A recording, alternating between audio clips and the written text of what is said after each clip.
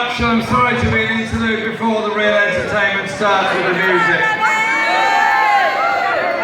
First of all, we're in Big E. This place has been here 50 years. And in any campaign or in any cause or in any community, you need a space. You need a space you can call your own, call our own. And this community centre, community arts project is absolutely there for everybody.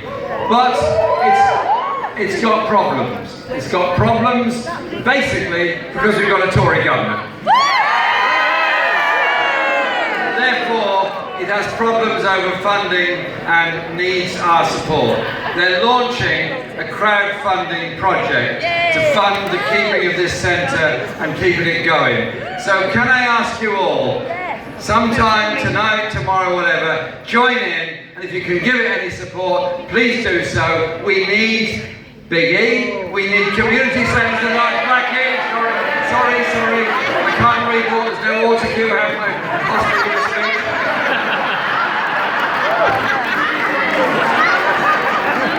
So please give some support to it, and I want to say a particular thank you to Darlene, Maria and Bill for all the work they put in to this centre over a very long period of time. Now, when the World Transformed project was set up, I got various calls from various people associated with the national media who said, is this a parallel Labour Party conference? Is it a parallel universe? Is it a parallel something else?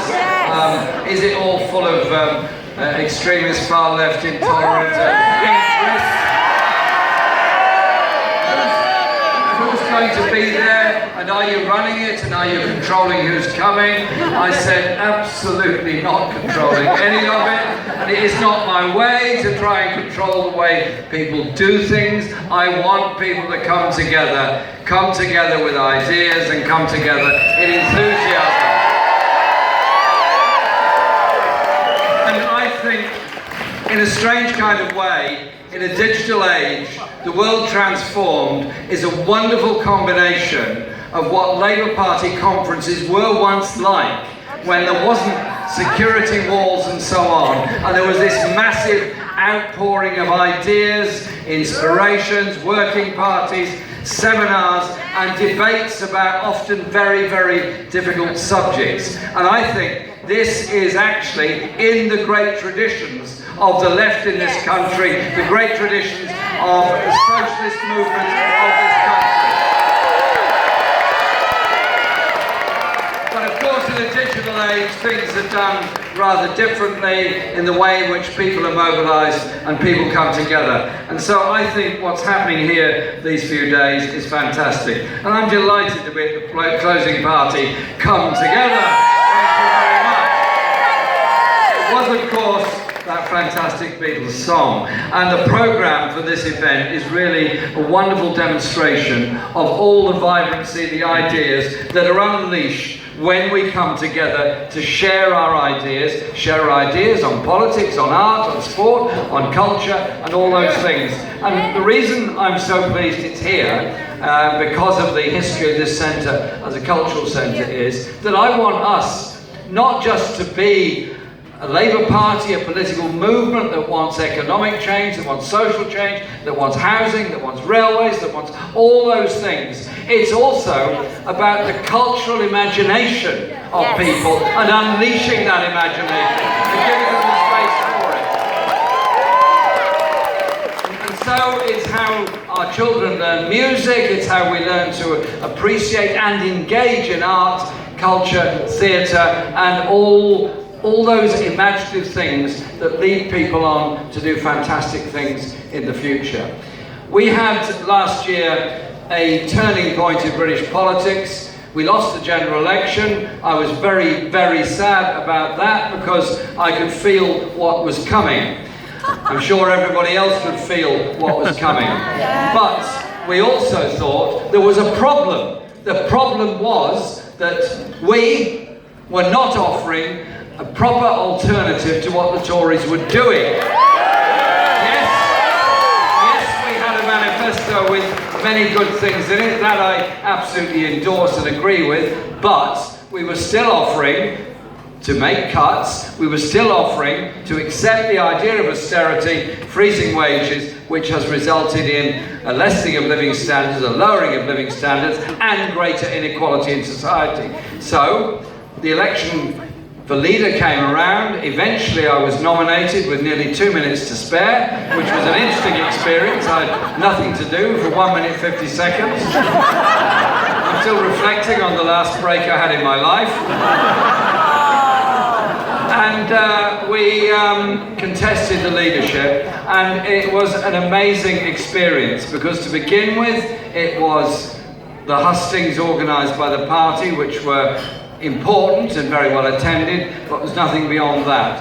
And then we organised a meeting in Nottingham to say anybody who is interested in supporting this campaign, please come along. We booked a room for 100 people and 300 turned up. Grew and grew and grew, and it was all about offering an alternative political space. It was offering space for people to come together with their ideas. And as you know, the past year has not been without its interesting events. But I want to say this, a couple of things. One, a year ago, our economic strategy was accepting austerity. Now, it is resolutely anti-austerity and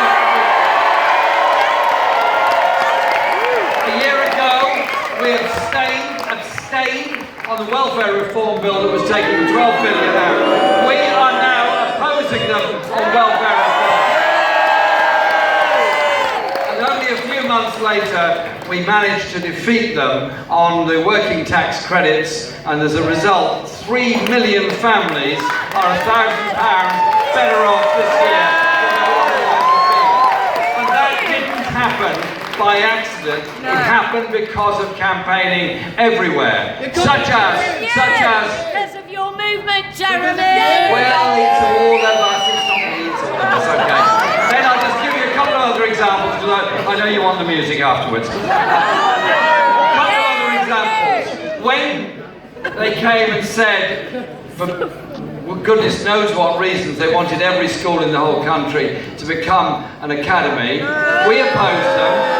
The NUT conference was that weekend, absolutely opposed. Other teaching unions came on board. There was a huge public outpouring on this for the reasons that we didn't want forced academisation. We want effective local education authorities, a family of education, and we didn't want teachers' pay and conditions destroyed by the localisation into academies rather than national pay bargaining for teachers, teaching assistants and all the others working in schools. And you know what? Within a few weeks they'd capitulated, given up and gone away on that one. And then during the budget, George Osborne, do you remember him? He then, quite bizarrely, in the middle of a budget speech, suddenly announced that personal independence payments would end. And it would take about 4 billion out of the expenditure on people with disabilities who want to live independently. Well, I can remember the time when there was no legislation to protect those with disabilities from discrimination. There was very little public support for them, and many lived in very difficult circumstances, and their families often had to give up work in order to support and care for people because there was insufficient support from the public as a whole. Over the years, brilliant campaigning by people with disabilities changed that, and we won the principle of independent living and independent payment. They were going to take all that away. We forced them back on that.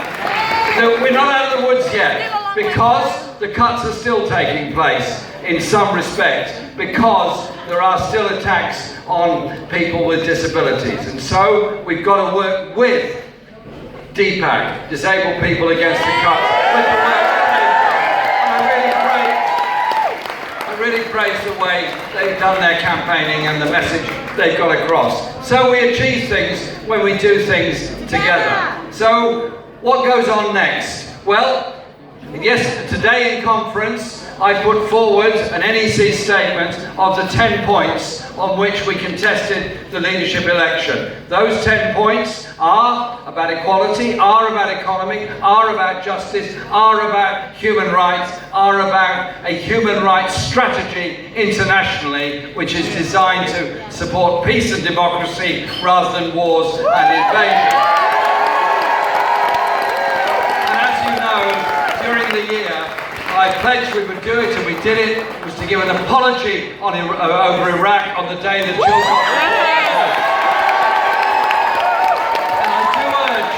And I do urge those that have a certain precondition to try and do things the bad way to read Chilcot, not the whole of it. They can read the 800 paragraph summary, that's a good start. But I'd also urge them to read the Select Committee report on Libya, because we're living in an era when we've been through the wars in Afghanistan, the wars in Iraq, the war in Libya, and of course the dreadful war that's going on in Syria. I want those wars to end. I want them to end by a political solution, and I also want there to be a humanitarian response to the refugee crisis, not the blame culture of UK. We now have to develop the policy ideas and develop the democracy within the party and our movement, so that we recognise that now nearly 600,000 people who've joined the Labour Party have an effective voice to make sure they are heard, and to make sure that the policies we develop are based on the real life experience of people who are dealing with the housing crisis, dealing with insecure employment, dealing with underinvestment, and dealing with community tensions brought about by the activities of the far right in some cases, or just the growth of xenophobia within our society. So movements have an important role to play in this. If there's a shortage of school places, there's not enough doctors, there's a crisis in the local hospital, what do? Do you turn around and look for a convenient local scapegoat minority, or do you do something else? Bring people together to demand resources for your community to provide those things. But I want us to also develop policies which are about empowerment of people. So John McDonnell talks very well about empowerment of people, so that workers can take over organisations when they change hands. That we do develop cooperatives within our society. We do look to cooperative housing and cooperative working as a way forward. And we've also put forward an energy policy which we launched in Nottingham with Alan Simpson, and Barry Gardner has taken it forward a bit further on local energy companies, energy co-ops, and crucially, development of sustainable, renewable energy sources throughout our country and our society. And so, what's been achieved is a good start, and I've been re-elected as the leader of the party. Yeah!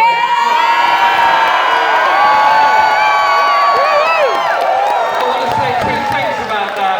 Firstly, I'm very honoured to have the position, very honoured to undertake the work as best as I possibly can. But I'd also say it's about we. It's not about an individual. It's about all of us and what we're able to achieve together. And so, this event here, the World Transform, is a way of people coming together. Yay. We've got lots of activities to undertake as the months go on. I want us to start with challenging this Tory government on the idea that the solution to education issues in Britain is to separate children at the age of 10 or 11 on the basis of perceived abilities or perceived lesser abilities. What a dreadful message to a 10 or 11-year-old, and the majority will be told they are failures in that exam. Bring them together, fund the schools properly, open the eyes and imagination of all of our children. The last thing I'd say is this. It is about how we are able to do things together that makes us much stronger.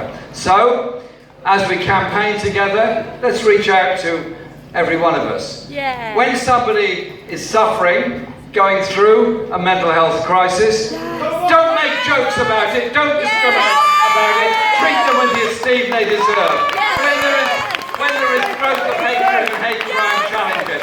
But above all, make sure that we all understand where our rights and so on come from, because I want to see a different way of dealing with history and communications in our society. I'll give you an example of how it's working really well. The Durham Miners' Gala was an act of protest when it was first set up. Let me explain. When it was first established, it was the miners marching into the big city of Durham, showing that they were the ones that created the wealth, that the wealthy lived on in Durham. And they marched and they had the big meeting, the annual Durham Miners' Gala, an amazing event it has always been, where all those pits marched in with their banners. Then came the miners' strike, then came the solidarity of the miners' strike, and then came the devastation of the defeat of the miners. What also happened was, whilst the mines might have closed, they had, the solidarity of the communities remained there in the same way. And my great friend, the late great Davy Hopper, who died sadly just after this year's Miners' Gala, he said, we don't want the Durham Miners' Gala to be a memorial for an industry where we have an ever-diminishing number of people coming along every year remembering what it once was, like a sort of sad funeral after funeral after funeral. He said, no, our principle was the solidarity of our community. And so we will bring everybody else to the Durham Miners' Gala for whatever cause they are campaigning for or fighting for. And this year's Durham Miners' Gala had 250,000 people at it, the biggest for a very long time. And those festivals remind us of the history of where our movements come from, the sacrifices that were made to form trade unions, to get the right to vote, to get women the right to vote, to bring in anti-racist legislation, all those great campaigns and acts of solidarity. That is where our rights come from. And if you want to change society, you don't wait for somebody up there to do it for you. You campaign to do it in the principles that have always been done.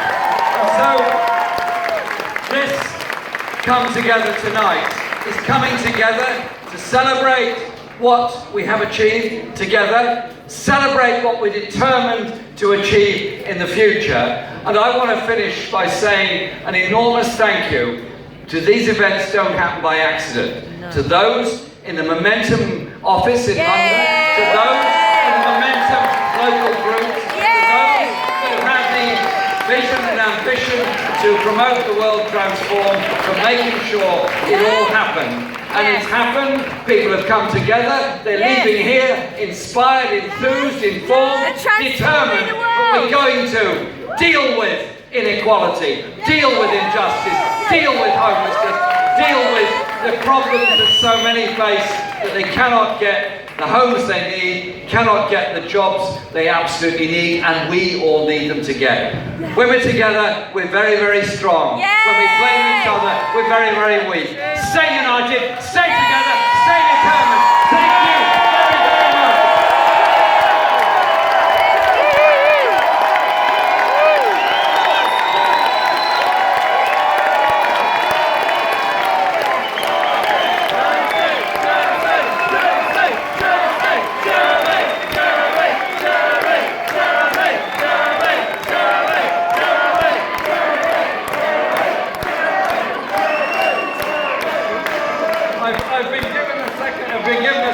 Job as a continuity person, and I've been asked to introduce the next band.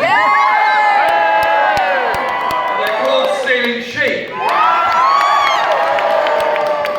I can only suggest, I didn't know this for a fact, they're called Stealing Sheep because at one time in Britain it was a hanging offence to be found stealing a sheep. That was the power of the landowners over the people at that time. We turned